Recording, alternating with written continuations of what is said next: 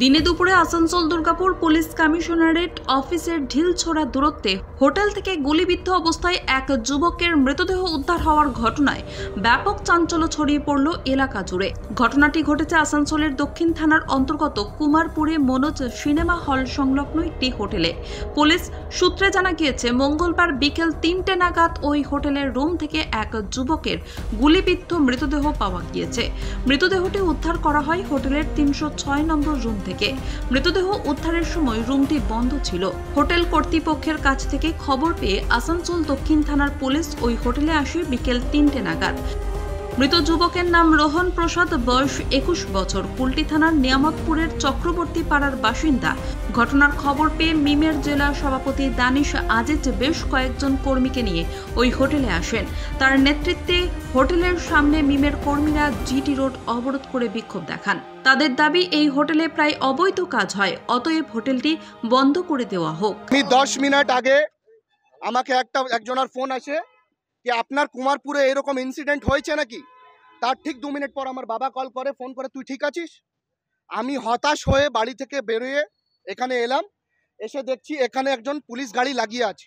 তারপর আশেপাশে আমার যে পাড়া প্রতিবেশের লোক, তাদের থেকে জিজ্ঞেস করলাম কি হয়েছে এখানে। তো তারা বলছেন এইখানে কিছুক্ষণ আগে 10-15 মিনিট, আধ ঘন্টা আগে অ্যাম্বুলেন্স লাগিয়েছিল, পুলিশ গাড়ি লাগিয়েছিল। আমার প্রশ্ন আপনাদের মাধ্যমে এটাই যে অ্যাম্বুলেন্স কেন লাগিয়েছিল? আমরা সূত্রের অনুযায়ী শুনেছি এখানে মার্ডার হয়েছে।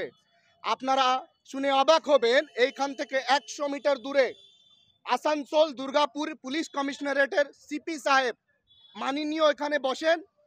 ওনার জায়গাতে এই আসানসোল কুমারপুর আসানসোল উত্তর বিধানসভার রাজরাজেশ্বরী হোটেলে এই মার্ডারের ঘটনা সূত্রের মারফতে শুনছি। জানি না সত্যিটা কি, সেটা পুলিশ প্রশাসন এবং না আমি জানি না যার মার্ডার হয়েছে তারা কারা, যে মার্ডার করেছে তারা কারা, নিশ্চয় কোনো দুষ্কৃতি হবে। কিন্তু আমার আপনাদের মাধ্যমে এটাই, হ্যাঁ শুনছি ভিতরে হয়েছে না, কিচ্ছু জানা পারে যাচ্ছে না, কিন্তু এখানকার লোকের বলা যাচ্ছে এখানে একটা ইনসিডেন্ট হয়ে একটা মার্ডার হয়েছে, যেটা খুব লজ্জাজনক ব্যাপার। আসানসোল দুর্গাপুর পুলিশ কমিশনারেট এবং এইখানকার মন্ত্রী, যিনি আইন মন্ত্রী পশ্চিমবঙ্গের, আপনারা এখান থেকে ভাবতে পারেন একজন আইন মন্ত্রী যার নিজের বিধানসভাতে এরকম হচ্ছে।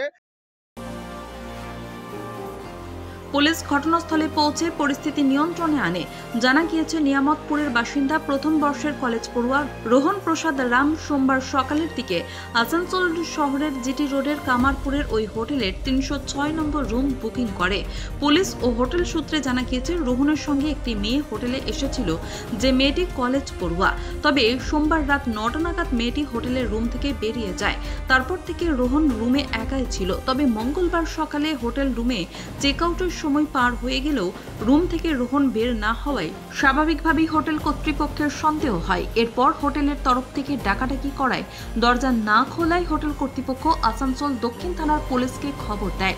খবর পেয়ে পুলিশ এসে দরজা ভেঙে ভেতরে ঢুকে দেখেন ওই যুবক রক্তাক্ত অবস্থায় পড়ে রয়েছে, কপালের ঠিক মাঝখানে ক্ষত চিহ্ন রয়েছে। সঙ্গে সঙ্গে তাকে উদ্ধার করে আসানসোল জেলা হাসপাতালে নিয়ে আসা হলে চিকিৎসকেরা মৃত বলে ঘোষণা করেন। পরে ওই হোটেলে পৌঁছন আসানসোল দুর্গাপুর পুলিশ কমিশনারেটের গোয়েন্দা দপ্তরের আধিকারিকরা। যদিও এই ঘটনায় হোটেল কর্তৃপক্ষের কোনো প্রতিক্রিয়া মেলেনি। খুন নাকি অন্য কারণে এই মৃত্যু, তার তদন্ত শুরু করেছে police. Bureau report, LCW India.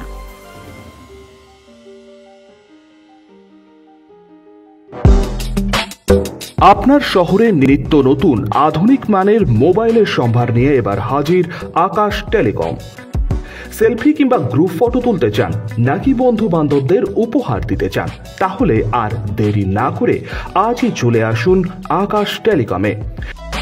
নিত্য নতুন মোবাইল হ্যান্ডসেটের অফুরন্ত সম্ভার আপনারা পাবেন Apple, Samsung, Vivo, Oppo, Realme, Redmi সহ বিভিন্ন ধরনের মোবাইল ফোন। এছাড়াও রয়েছে সমস্ত রকমের EMI এর সুবিধে। তবে আর চিন্তা না করে আজই চলে আসুন বিনাচিতির আকাশ টেলিকমে। আমাদের ঠিকানা আকাশ টেলিকম, বিনাচিতি বাজার, রাহি হোটেলের সটিকটে। যোগাযোগ নম্বর 9064766951 অথবা 8250535583। আপনার বিশ্বস্ততার প্রতীক আকাশ টেলিকম।